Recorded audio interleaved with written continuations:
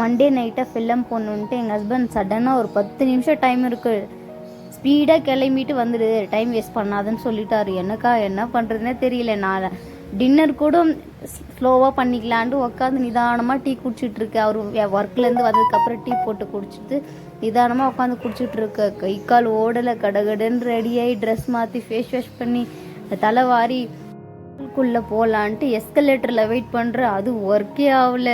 வேகமாக ஏறி ரன் பண்ணுன்னு ஓடிட்டுருக்கேன். அப்புறம் போனதுக்கப்புறம் டிக்கெட்டை எடுத்தது பார்த்ததுக்கப்புறம் தான் தெரியுது 9 மணிக்கு 10 மணிக்கு ஃபில்லமுக்கு நான் 9 மணிக்கு அங்கே போய் வெயிட் பண்ணிகிட்டு இருந்தேன். எங்கள் ஹஸ்பண்டை கேட்டால் அப்படி சொன்னால் தான் நீங்கள்லாம் சீக்கிரம் ரெடியாக ஆவீங்க, இல்லை லேட்டாக வருவீங்க, ஆடி அசைஞ்சு நின்னாங்க. அப்புறம் போயிட்டு செக்கிங்கு போனோம். அங்கே பாப்பாவுக்கு பனானா எடுத்துகிட்டு போனோம்.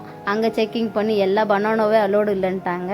சரி என்ன பண்ணுறதுன்னு ஆளுக்கு ஒரு பனானாவை சாப்பிட்டுட்டு பாப்பாவுக்கு மட்டும் எக்ஸ்ட்ரா 2 சரி ஓகே பாப்பாக்காக எடுத்துக்கோங்கன்னு சொல்லிட்டாங்க. அப்புறம் அதை மட்டும் பேக்குள்ளே வச்சுட்டு அப்புறம் வெயிட்டிங் ரூமில் வெயிட் பண்ணிட்டு இருந்தோம்.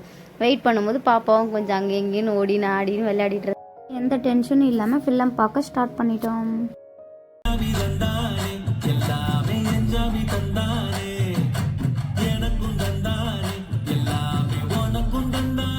ஃபில்லம் முடிச்சுட்டு எது டின்னர் செய்யலன்னு சொல்லியிருந்தேன். சரி அப்படியே போயிட்டோம், ஹோட்டலில் ஏதாவது ரைஸ் வாங்கிட்டு அப்படியே வீட்டுக்கு கிளம்பிட்டோம். ஓகே பாய், நெக்ஸ்ட் ஷார்ட்ஸில் பார்க்கலாம்.